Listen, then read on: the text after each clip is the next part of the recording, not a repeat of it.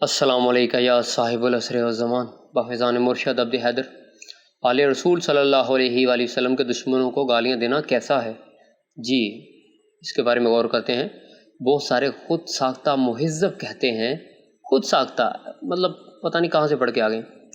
جی گالیاں دینا اچھی بات نہیں ہے، اخلاق سے گری ہوئی بات ہے، ہمیں آل رسول صلی اللہ علیہ وآلہ وسلم سے یہ درس نہیں ملتا۔ بڑے پیارے انداز میں گالیاں نہیں دینی چاہیے، یہ وہ۔ اچھا تو اب میں تھوڑی سی لسٹ پیش کر رہا ہوں گالیاں کی۔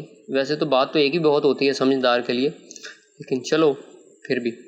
دربار شام میں سیدہ زینب سلام اللہ علیہا کے جملے ہیں، انہوں نے شمر لعین سے کہا تھا، یہ لفظ غور کر رہے ہیں، ولد الزنا۔ جی اس کا مطلب سمجھتے ہیں؟ زنا زادہ۔ زنا زادے کا مطلب کیا ہوتا ہے پتہ ہے؟ چلو میں تھوڑی سی بات کھول لیتا ہوں۔ وہ جس کا باپ ایک نہ ہو، وہ جس کی ماں اپنے خاوند سے زیادہ ہمسائے پہ مہربان ہو، سبزی والے کے ساتھ، دودھ والے کے ساتھ مہربان ہو، ٹھیک ہے، اس کو کہتے ہیں، ٹھیک ہے۔ یہ کہ چھوٹی گالی ہے؟ اچھا چلیں پھر۔ مولا حسین صلی اللہ علیہ وآلہ وسلم نے شمر لعین سے کہا تھا، مجھے نانا نے بتایا تھا کہ ایک کتا اہل بیت کے خون سے ہاتھ رنگے گا۔ کتا کس کو کہتے ہیں؟ کتا ظاہر ہوتا ہے کتے کی ماں کتیا ہوتی ہے، کتیا کے جو خامد ہوتا ہے وہ ایک نہیں ہوتا، وہ کتنے سارے ہوتے ہیں یہ بھی پتہ ہے، اور وہ کہاں کہاں جاتی ہے، کیا کیا کرتی ہے، یہ آپ اچھی طرح واقف ہیں۔ جی تو میں بات کھولنی پڑے گی، میں اس لیے کہ آپ کو شاید زیادہ پتہ چلے، میں تھوڑی تھوڑی بات کھول رہا ہوں، لیکن پھر بھی اتنی زیادہ بات نہیں کھول رہا کہ میں الٹرا ساؤنڈ کر کے دکھا دوں آپ کو یا ایکس رے کر کے دکھا دوں۔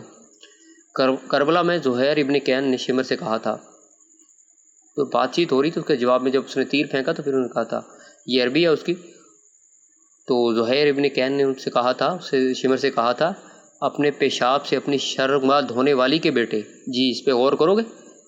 جی اپنے پیشاب سے اپنی شرمگاہ دھونے والی کے بیٹے، جی یہ گالی ہے، یہ دعا ہے؟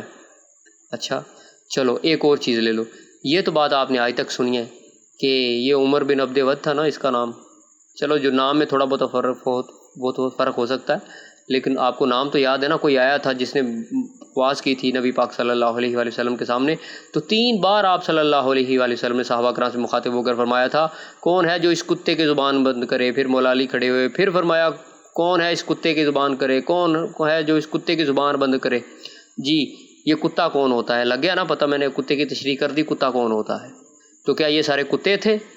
ٹھیک ہے، نہیں انسان تھے نا، آدم علیہ السلام کی اولاد تھے نا، لیکن کیوں؟ کیونکہ وہ اللہ کے دشمن تھے، رسول صلی اللہ علیہ وآلہ وسلم کے دشمن تھے، اس وجہ سے ان کو گالیاں دی جا رہی ہیں۔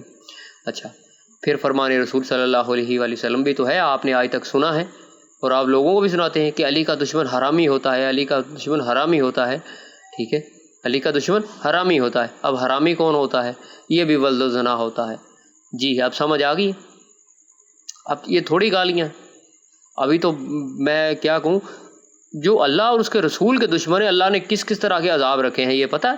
کہ وہاں پہ عورتیں ہوں گی، کیسے وہ بندھی ہوئی ہوں گی، کن چیزوں کے ساتھ وہ بندھی ہوئی ہوں گی۔ میں بس یہ نا میرا دل کرتا یہاں پہ 18+ لکھ دوں، کیونکہ باتیں ہیں ہی ایسی ہیں۔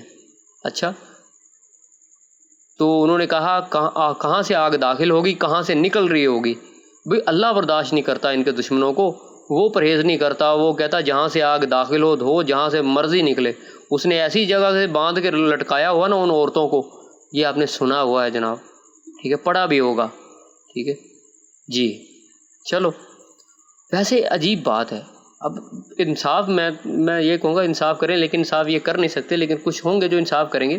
خود تو مومن بھائی ہوں، بہن ہو، ماں ہو، اس کی ماں بہن ایک کر دیتے ہیں، یعنی کہ خود بھی مولا کے ماننے والے، اس کی بیوی بھی مولا کے ماننے والی، اس کی ماں بہن ایک کر دیتے ہیں، اس کو سنا دیتے ہیں غصے میں کھری کھری، بیوی کو گالیاں دیتے ہیں، اپنی ساس کو گالیاں دیتے ہیں، اپنے باپ کو بھی گالیاں دے دیتے ہیں۔ میں نے دیکھے ہیں ایسے بندے جو خود کو مومن پہ کرتے ہیں، ٹھیک ہوتے ہیں ایسے، ماں باپ کو گالیاں، بہن بھائیوں کو گالیاں، ان کو گالیاں دے دیتے ہیں، مگر جب بات آل رسول صلی اللہ علیہ وآلہ وسلم کے دشمنوں کی آتی ہے تو پھر ان کا مردہ ضمیر جاگ جاتا ہے۔ نہیں جی گالیاں نہیں دینی چاہیے، ہمیں یہ درس نہیں ملتا، ہمیں سبق یہ نہیں دیا، اخلاق سے گری بات نہیں کرنی چاہیے۔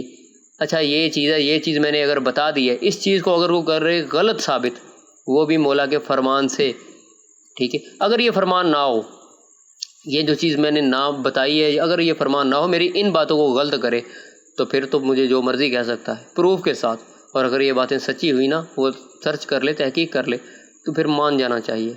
یار تو اپنے مومن بھائی کو گالیاں دیتا ہے، اپنی بیوی کو گالیاں دیتا ہے، اور جب بات آل رسول کے دشمنوں کی آئے، آپ کو میں اس پہ الگ ایک ویڈیو بناؤں گا، پتہ ہے بس لوگوں نا مار یہاں پہ کھا جاتے ہیں۔ ان کو یہ تو پتہ ہے کہ کون سی چیز غلط ہے، کون سی چیز ٹھیک ہے، کون سا حلال ہے، کون سا حرام، یہ تو ان کو پتہ ہے، لیکن ان کو یہ نہیں پتہ کہ کون سی حرام چیز کس حالت میں حلال ہو جاتی ہے اور کون سی حلال چیز کس حالت میں حرام ہو جاتی ہے۔ فرض کرو ایک بندہ نماز پڑھ رہا ہے، حلال کام کر رہا ہے، اس کو نبی پاک آواز دے رہے ہیں، وقت کا امام آواز دے رہا ہے نماز کی حالت میں، حالانکہ وقت کے امام کو بھی پتہ کہ نماز کی حالت میں اگر وہ نہیں آتا، اس کا حلال کام حرام ہو گیا، ٹھیک ہے، اس کا حلال کام حرام ہو گیا۔